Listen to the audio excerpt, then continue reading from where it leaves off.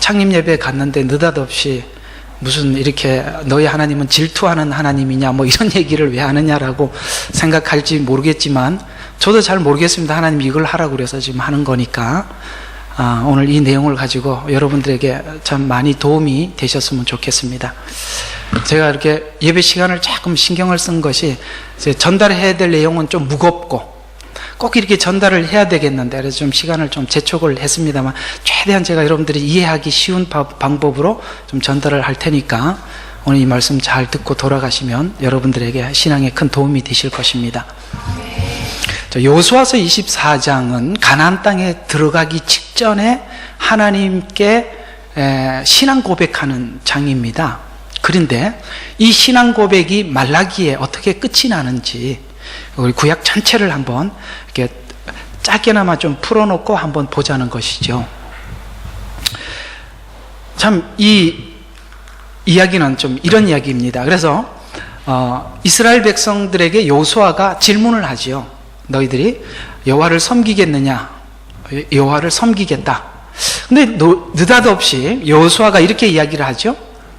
너희는 여호와를 섬기지 못할 것이다. 이유는 하나님은 질투하는 하나님이다. 여러분 이 말 충분히 이해가 가세요? 이게 굉장히 이해가 안 가는 이야기예요. 여러분 하나님 섬길 마음 있으시죠? 근데 여호수아는 그 마음으로는 하나님을 섬길 수 없대요.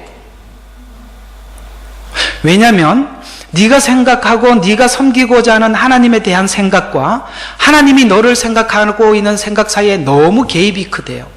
그 이야기예요. 질투하는 하나님이라는 말은 사랑의 최고의 표현입니다. 그러니까 우리는 이스라엘 백성들은 하나님을 섬기겠대요. 왜 섬기냐면 조건으로 섬기겠대요. 조건으로. 하나님은 사랑으로 이스라엘 백성들을 돌보시겠대요. 여러분 조건 만남과 사랑의 만남이 어울릴 수 있다고 생각하십니까? 표정들이 왜 그래요?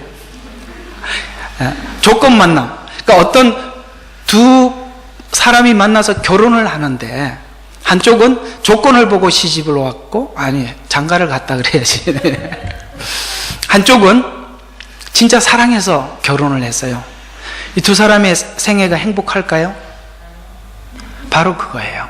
오늘 이야기는 바로 그 얘기를 지금 하고 있는 것입니다. 왜 여호수아는 이스라엘 백성들에게 이렇게 표현을 했냐면 여호수아는 이스라엘 백성들이 광야 생활 가운데 있었던 모든 일들을 계속 봤었거든요. 하나님께서 애굽에 있던 그들을 홍해를 가르시고 건너게 하시고 광야를 지나면서 하나님께서 끝까지 그들에게 돌봐주셨던 것을 보았는데 그렇게 은혜를 받았음에도 불구하고 이스라엘 백성들은 어떻게 했어요? 끊임없이 간음하고 불평하고 우상 숭배했다는 거죠. 서로 너무 어울리지 않는 만남 같아요. 그렇죠? 그래서 이스라엘 백성이 하나님을 섬기겠다고 고백했던 것은 바로 그 이유는 이스라엘 백성들을 여호수아서 24장 16절 18절을 한번 보십시오. 이렇게 말씀하고 있습니다. 16절에서 18절 보면 백성이 대답하여 말하기를 우리가 주를 버리고 다른 신을 섬기는 일을 결코 하지 아니하리니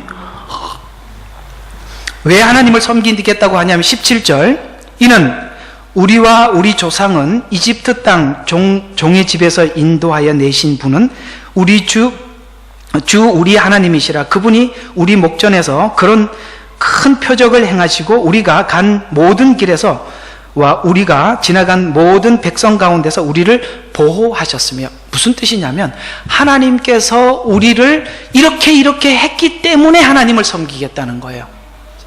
이렇게 했기 때문에 섬기겠다는 거예요. 여러분 사랑에는 조건이 있다 없다? 없습니다. 그런데 이스라엘 백성들은 이렇기 때문에 섬기겠다는 거예요. 여러분 왜 예수를 믿습니까? 예수님이 여러분을 구원하시기 때문에 믿습니까? 맞지만 더 깊이 가셔야 하는 것이죠. 맞지만 더 깊어져야죠.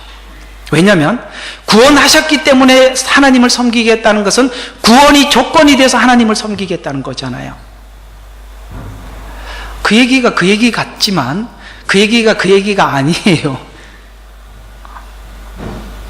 하나님은 사랑으로 찾아오셨고 우리는 조건으로 찾아가고 있기 때문에 그 둘은 어울릴 수 없어요. 그래서 말라기에서 어떻게 끝이 나는지 오늘 말라기 이야기까지 짧게 한번 보도록 하겠습니다.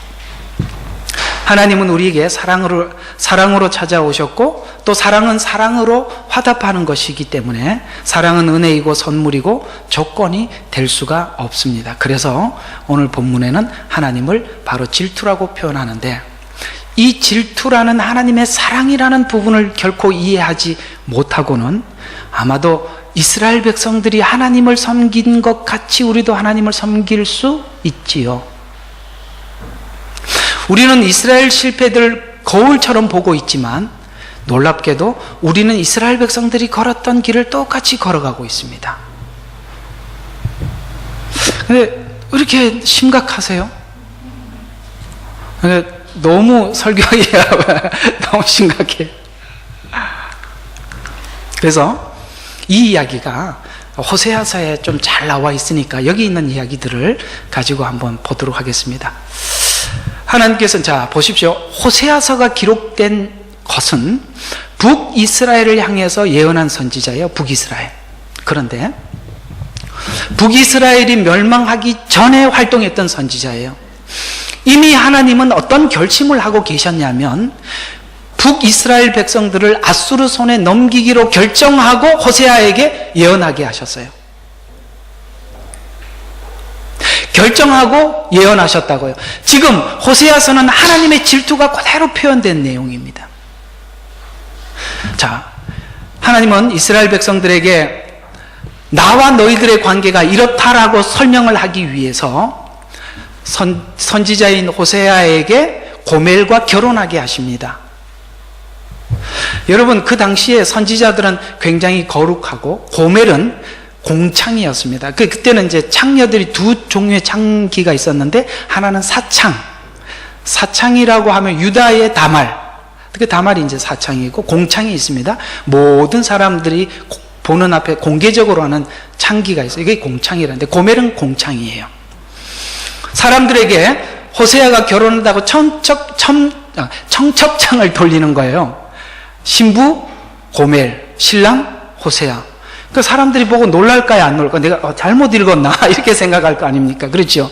아니, 이 호세아가 어떻게 창기하고 결혼을 한대? 그게 뭐예요? 바로 이스라엘과 하나님의 관계를 설명하고 있는 것이죠.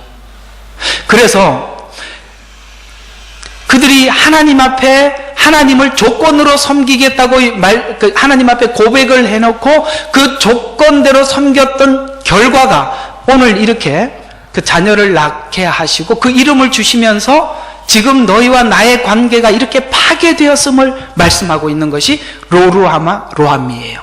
로루하마가 뭐냐면 로라는 단어는 이스라엘의 부정사예요. 그래서 로루하마, 불쌍히, 그러니까 루하마 그러면 불쌍히 여김을 받다라는데 로가 붙어가지고 불쌍히 여김을 받지 못한다, 이런 말이고, 1장 9절에 보니까 또 아들을 낳아서 이름을 로암미, 너희는 내 백성이 아니다. 무슨 이야기일까요? 하나님과 계약의 관계가 파괴되었다라는 이야기입니다. 자, 조건적인 결과가 로루하마와 로암미로 확인한 그 자리에서, 잘 들어봐요, 오직 하나님이 확인한 자리에서 오직 하나님이 뭘로요? 그의 아들을 보내서 십자가에 죽게 하심으로 다시 계약을 하겠다는 거예요. 그러니까 여러분이 하나님 앞에 뭘 해서 하나님 앞에 은혜를 받는 것이 아니라 하나님의 은혜는 여러분들에게 일방적으로 찾아간 것입니다.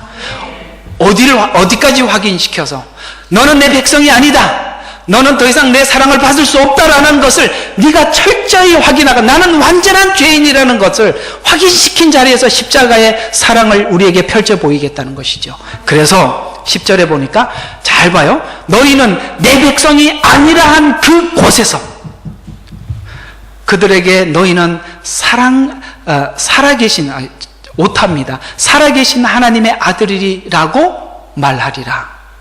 아멘이시죠?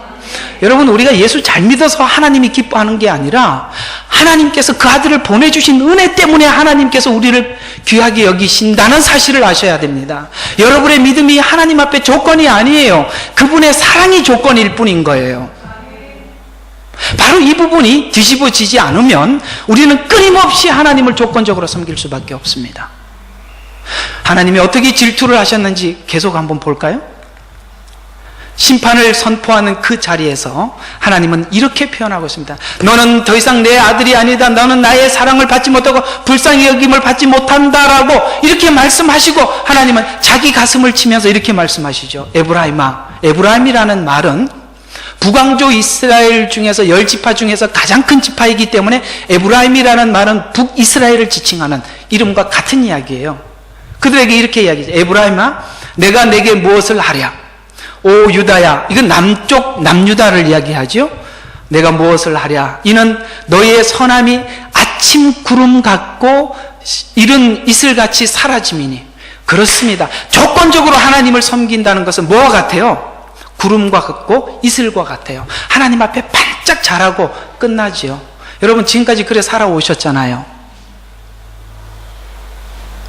뭐가 좀 안 풀리면 하나님 앞에 하는 척하고, 돌아서면 과거의 내 생활 그대로 돌아가 버리는, 마치 뭐와 같이? 이슬과 같이, 구름같이 반짝반짝 사라지는. 무슨 이야기인가? 우리는 우리 의지로 하나님을 붙잡을 수 없어요. 그분이 손 내밀었기 때문이고 그분이 손을 잡아주셨기 때문입니다. 그래서 이스라엘 백성들이 하나님 앞에 하나님의 조건을 만족시키지 못하니까 대리 만족하게 하는 방법들을, 이런 방법을 선택을 했는데요. 이사야 1장에 보면 하나님은 이렇게 표현하고 있습니다. 더 이상 재물을 가져오지 마라. 더 이상 내게 기도하지 마라. 너희가 기도를 많이 할지라도 내가 듣지 아니하리라. 전부 다 기도와 재물을, 여러분 있잖아요. 하나님을 만족시키지 못하는 대리, 다른 것으로 하나님 앞에 대처하는 것들이 바로 이런 것들이 예배, 기도, 이런 걸로 때우려고 하는데 하나님은 기도나 예배로 때우지 말고 뭘 하라고요? 너희들이 세상에 나가서 빛으로 살고 소금으로 살으란 말이에요. 삶을 살으라는 거예요. 이런 걸로 대체하지 말고. 아멘을 안 하는 거 보니까 좀 그러네. 이럴 때 아멘을 하셔야죠. 대체물로 하지 말라는. 그래서 호세아 6장 6절에 보면 이렇게 얘기합니다. 나는 뭐를 원해요? 자비를 원하고 희생제를 원치 아니하나니. 이해가 가세요? 자비는, 보세요, 자비는 하나님께 드리는 거예요? 이웃에게 하는 거예요? 이웃에게 하는 거죠. 우리가 하나님께 자비를 베풀어요? 말도 안 되는 이야기죠. 자비는 이웃에게 베푸는 거죠. 그래서 주님이 뭘 원하신다고요? 나는 자비를 원하고, 뭘 원하지 않아요? 희생제를 원하니까. 예배 이런 거 하나님 내가 원하는 게 그게 아니라, 너는 내가 너를 얼마나 사랑하는지 그 사랑을 알기를 원하고 그 사랑이 이웃에게 흘러가기를 원해. 그래서 하나님의 계명이 뭐예요? 위로는 하나님을 사랑하고 내 이웃을 내 몸과 같이 사랑하는 것이 내 뜻이 아니냐. 이런 걸로 대신하지 마라. 하나님을 아는 지식이 번제보다 낫도다. 하나님을 아는 지식, 어떤 지식일까요? 사랑이죠. 자비죠. 긍휼이죠. 하나님이 진정으로 원하시는 것, 이거라는 사실 잊지 마시기를 바랍니다. 신앙을 오해하지 마십시오. 신앙은 교회 열심히 다니는 게 신앙이 아닙니다. 교회 열심히 다니는 건 당연한 거지요. 그게 무슨 신앙이에요? 할 말 다 하니까 속이 시원해요? 자, 하나님의 자비를 아는 지식에 대한 구체적인 성경의 이야기를 한 구절 뽑아봤습니다. 마태복음 9장 10절에서 13절입니다. 예수께서 그 집에서 음식을 드실 때 보라, 많은 세리들과 죄인들이 와서 그와 그의 제자들과 더불어 앉았더라. 바리새인들이 그것을 보고 주의 제자들에게 말하기를, 어찌하여 너희 선생은 세리들과 죄인들과 함께 먹느냐고 하니, 예수께서 그 말을 들으시고 그들에게 말씀하시기를, 건강한 사람에게는 의사가 필요 없지만 병든 자에게는 필요하니라. 너희는 가서 뭐를 원하고? 자비를 원하고 제사를 원치 아니하니라는 말씀의 의미를 배우라. 나는 의인을 부르러 온 것이 아니요 뭐예요? 죄인들을 회개에 이르게 하려고 왔노라고 하시더라. 회개는 누가 하나요? 죄인이라는 것을 인정한 자만이 하는 것입니다. 여러분, 회개를 했는데 하나님이 받으시는 것 때문에 놀라지 않습니까? 회개를 해서 놀란 게 아니라 회개를 받으시고 있다는 사실에 우리는 놀라는 거예요. 여러분, 회개하고 하나님 앞에 회개하면서 눈물을 흘리면서 감격해 본 적 있으시죠? 그 이유는 사실 회개를 해서 그런 게 아니라 회개를 받고 계신다는 게 너무 놀라워서. 여러분, 건강하십니까? 주님이 필요 없으시죠? 병들었나요? 주님이 필요하신 분들입니다. 누가 건강할까요? 누가 건강해요? 주님이 필요 없다고 생각하는, 나 스스로 할 수 있다고 생각하는 사람은 주님이 필요 없습니다. 하나님은요, 무엇이 은혜라고 생각하십니까? 내 죄를 보게 하는 것이 은혜입니다. 그러면 주님이 필요하다는 걸 느끼게 될 것입니다. 그것이 감사지요.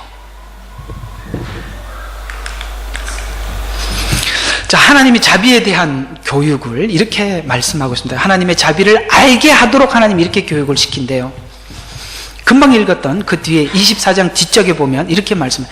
만일 너희가 주를 버리고 이방신들을 섬기면 그가 너희에게서 선을 행하신 후에라도, 선을 행하신 후에라는 말은 그 가나안 땅을 주신 후에를 이야기하는 겁니다. 선을 행하신 후에라도 돌이켜 재앙, 이게 뭐죠? 그 땅에서 나와서 다른 나라의 포로를 삼겠다.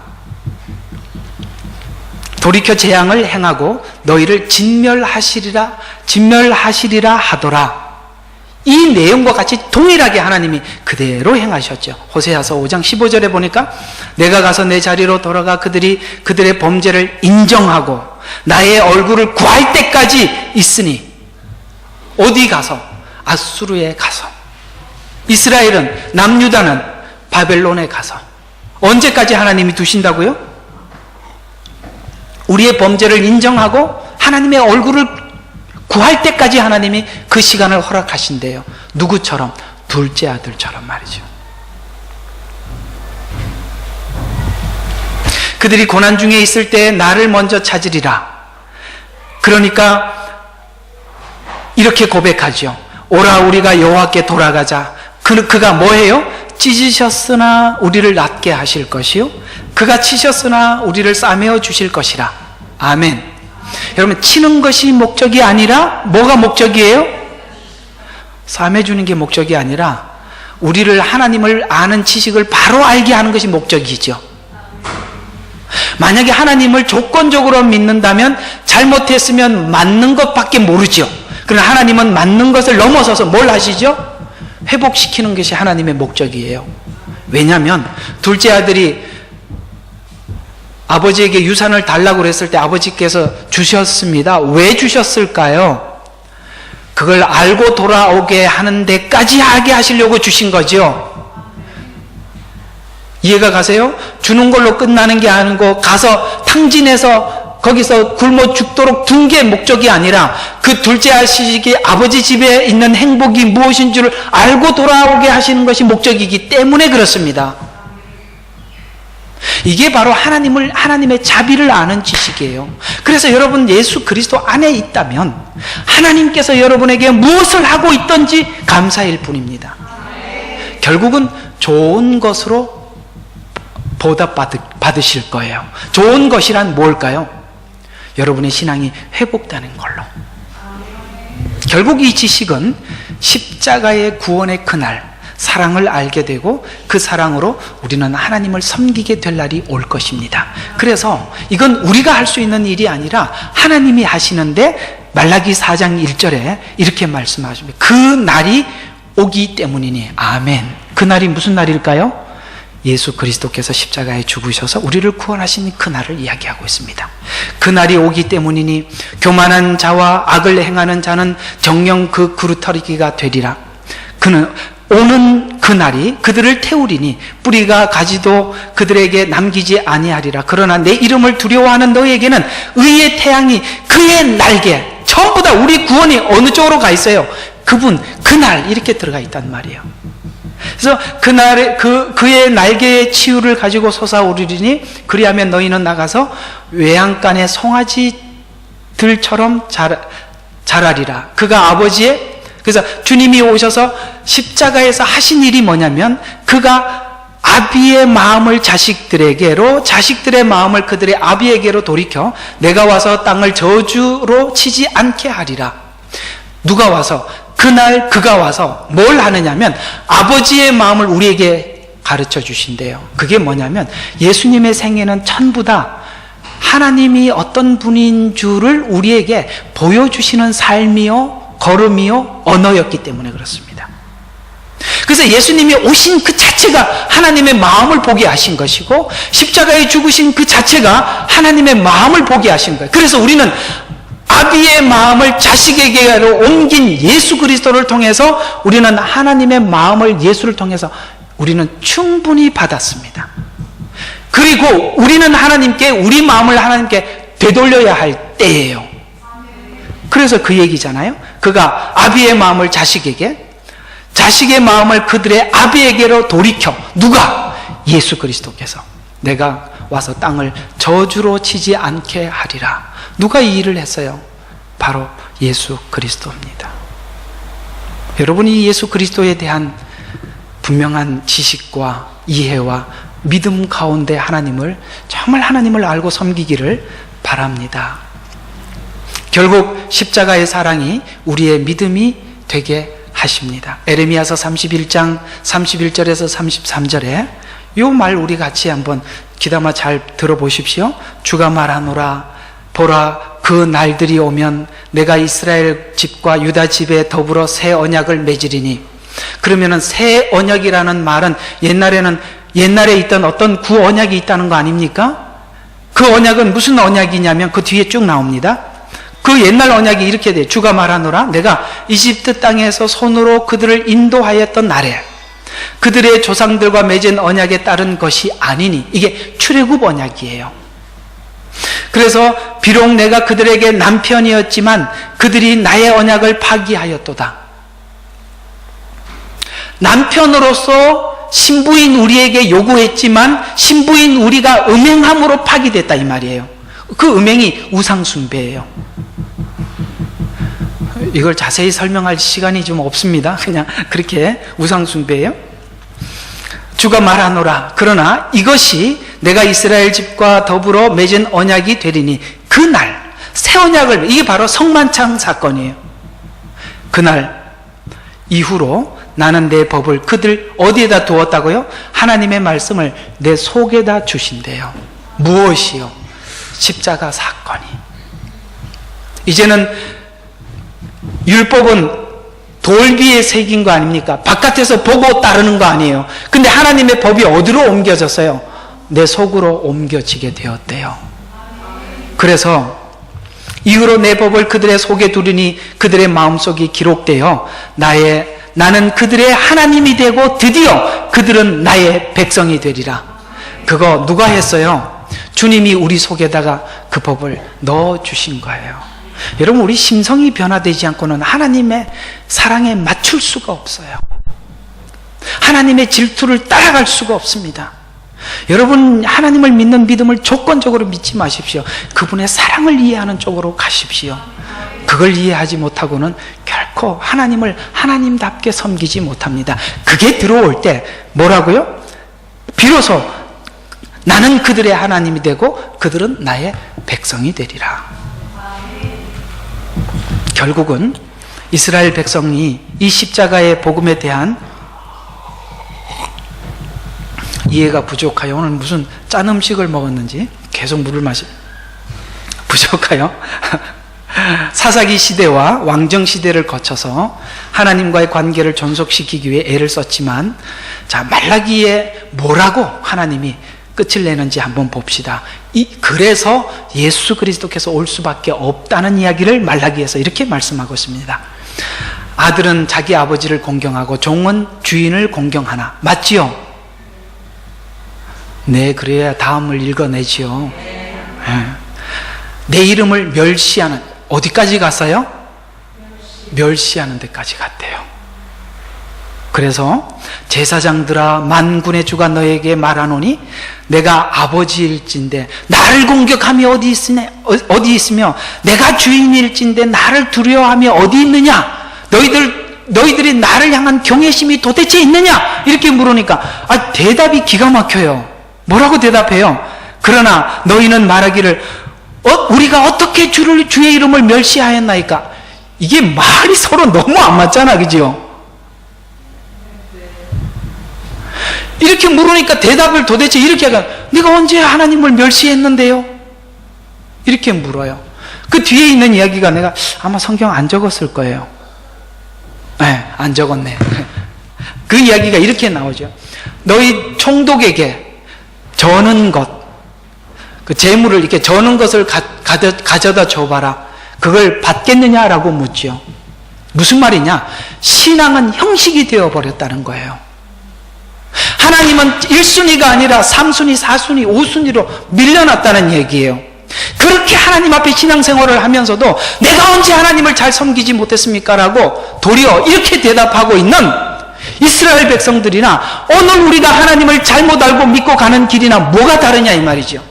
우리는 이스라엘 백성들을 너무 이렇게 뭔가 잘못한 민족들이라고 그렇게 이야기를 하면서 어쩌면 우리가 똑같은 길을 걸어가고 있다는 것에 대해서 그걸 캐치를 하지 못한다면 그건 단순히 이스라엘 백성들은 이스라엘 백성이고 나는 나다라고 착각하게 되는 거예요.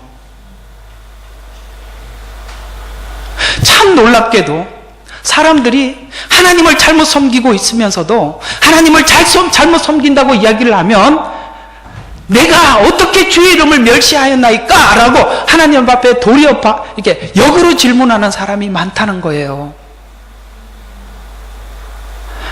제가 오늘 이 말씀을 왜 꺼냈냐면 우리 이러지 말자는 거예요.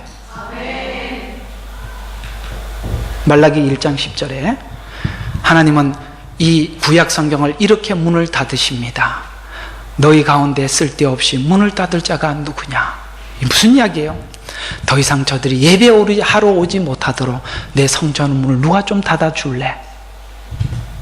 기가 막히는 이야기죠. 여러분, 하나님 앞에 교회 예배하러 왔는데 저 문 좀 닫아라, 쟤 들어오지 못하게, 이렇게 하는 거잖아요. 기가 막히는 이야기잖아요. 저는 이 복음에 대한 하나님 앞에 부르심이 있습니다. 저는 이 부분에 대해서 굉장히 가슴 아프고 정말 똑바로 전해주고 싶어요. 우리 신앙, 우리 믿음, 예수님의 피 흘리심이 이런 게 아니거든요. 너희는 쓸데없이 내 제단에 불을 지피지도 말라. 왜 불을 지피냐면 번제를 드리려면 불을 지펴야 되잖아요. 불 지피지 말래요. 만군의 주가 말하노라. 내가 너희를 기뻐하지 않으며 내가 너희 손에 있는 재물도 받지 아니하리라. 그 얼마나 기가 막히는 하나님의 마지막 선언일까요? 신앙이 조건이 되면 이렇게 끝이 나는 겁니다. 모르겠어요. 천국 가서 하나님이 이러면 어쩔까요? 진짜 빨리 설교 마쳤습니다. 결론까지 왔습니다. 제가 이런 적이 없는데 그래도 한번 결론을 한번 맺어봅시다. 구원은 믿음이라는 조건의 결과가 아닙니다. 여러분, 믿어서 구원을 받는다, 그게 아니라고 성경은 이야기를 해요. 자, 있잖아요. 요한복음에 이런 말씀이 있어요. 너희가 성경에 영생이 있는 줄 알고, 이거 잘 들어야지, 잘못 들으면 제가 이단됩니다. 자, 너희가 성경에 영생이 있는 줄 알고 성경을 상고하거니와. 여러분, 성경에 영생이 있습니까? 근데 성경이 이렇게 해요. 너희가 성경에 영생이 있는 줄 알고 성경을 상고한대요. 구원만 받으려고. 그러나 성경은 내게 관하여 말씀하고 있느니라, 이렇게 이야기하고 있어요. 우리는 성경을 통해서 영생만 가지고 가려고 그래요. 아니요, 영생은 예수 안에 있습니다. 그러니까 성경이 안 보이는 거예요. 여러분, 믿음의 결과가 구원이 아니라 하나님의 사랑과 자비와 은혜의 결과가 구원이에요. 그래서 요한복음 1장, 요한 1서 4장 16절, 우리가 하나님께서 우리를 향해 가지신 그 사랑을 어떻게 했어요? 사랑을 알고 믿었어요. 여러분, 믿음이 우선이 아니라 사랑을 아는 게 우선이에요. 이게 오늘 호세아가 얘기한 정확한 그 얘기입니다. 너희가 여호와를 아는 지식, 무슨 지식? 하나님의 자비를 아는 지식이 없어서 멸망하는도다. 어떤 지식을 가지고 있어요? 이스라엘 백성들은 하나님을 조건으로 믿는 지식은 가지고 있는데 하나님의 자비에 대한 지식이 없어요. 그래서 멸망하는 거예요. 성경을 몰라서 멸망하는 게 아니라 성경을 알기는 아는데 하나님의 마음을 몰라서 망하는 거거든요. 그래서 우리가 믿음이 뭘로 생기느냐 하면 사랑 때문에 믿음이 생긴 거예요. 뭘 알고? 사랑을 알고 믿었나니? 즉 믿음은 사랑을 확인한 결과일 뿐이다. 그래서 우리는 믿음에 집중하지 말고 사랑에 집중하면 믿음은 사랑의 결과일 뿐이라는 것을 알게 될 것입니다. 그런 의미에서 하나님께서는 제게 이 복음을 처음 예수 믿을 때부터 제게 이렇게 주셔서 참 이렇게 오랫동안 정리하고 성경에 보면 이런 말씀이 있죠. 나는 심었고 아볼로는 물을 주었고 자라나게 하시는 이는 하나님이시다. 이게 무슨 뜻이냐면 하나님은 종의 사역이 두 가지가 있대요. 하나는 심는 자의 사역이 있고 물을 주는 사람의 사역이 있대요. 그 심는 사역은 뭐냐면 불신자들을 하나님께 오게 하는 사람들입니다.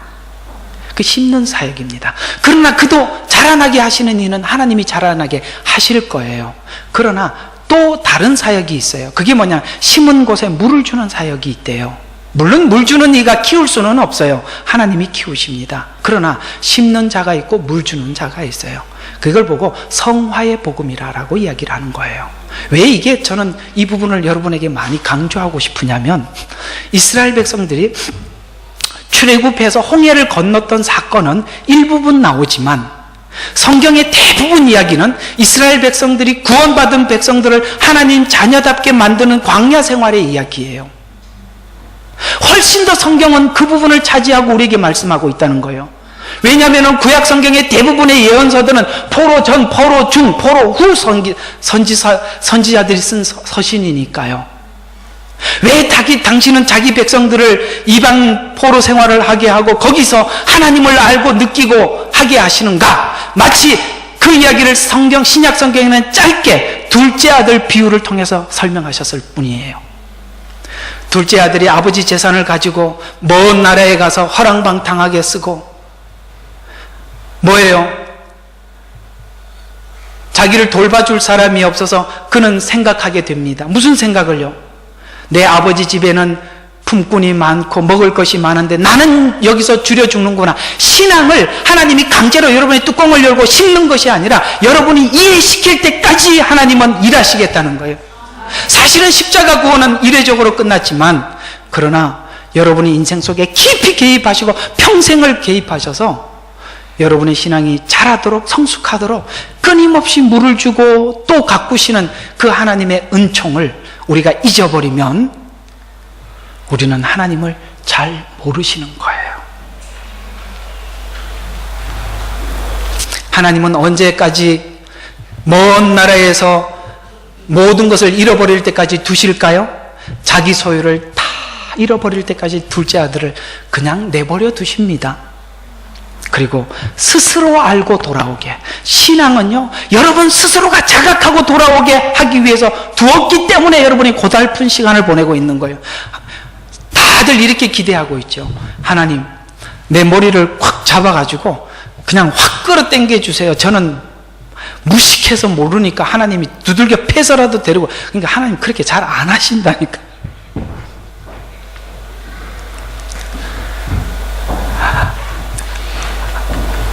내가 스스로 피부에까지 와닿고 내가 스스로 그걸 충분히 인지할 때까지 하나님의, 왜요? 그걸 인지하지 않고 돌아와서 하나님을 섬기면 첫째 아들처럼 하나님을 섬길 거니까. 둘째 아들은 두 번 다시 아버지 집을 떠나지 않게 되겠죠. 하나님은 바로 여러분의 인격을 존중하십니다.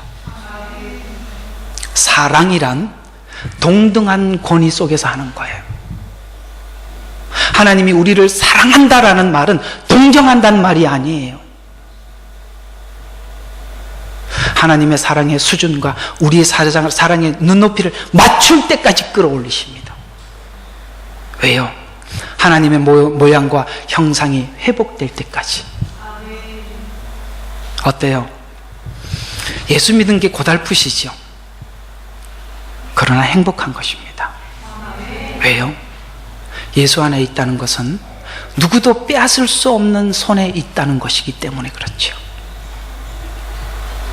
여러분의 상황이 어떻든지 그저 지금은 예수 안에 있기 때문에 보장되어 있고 행복할 뿐입니다. 그것에 대한 깊이와 넓이와 높이와 행복에 대해서 여러분이 하나님을 알아주시기를 주의 이름으로 축원합니다. 오늘 이야기들을 한번 정리해 볼게요. 이스라엘 백성들은 두 주먹 불끈 쥐고 외쳤어요. 이렇게 외쳤죠. 우리는 여호와를 섬기겠습니다. 아니요. 사사기 가보니까 완전히 무너졌어요. 여러분, 여호수아 다음이 바로 사사기잖아요. 그 땅을 주었고 그들에게 복된 시간을 누리게 했더니 다 무너지더라는 거예요. 여러분, 결심으로 하나님 섬길 수 없다는 거 지금까지 해온 거 아닙니까? 이제 그 결심을, 여러분의 결심을 근거로 하나님을 섬기지 마시고 하나님의 사랑을 알고 이해하도록, 믿을 수 있도록 하나님께서 계시의 영을 부어주셔서 하나님의 사랑의 높이와 깊이와 넓이가 무엇인 줄 알고 깨달아 이제 형식적인 신앙생활을 접어두시고 율법적인 신앙생활을 접어두시고 진정으로 하나님을 사랑하는 자녀로서 그렇게 살아가는 나날이 되었으면 좋겠습니다. 기도하겠습니다.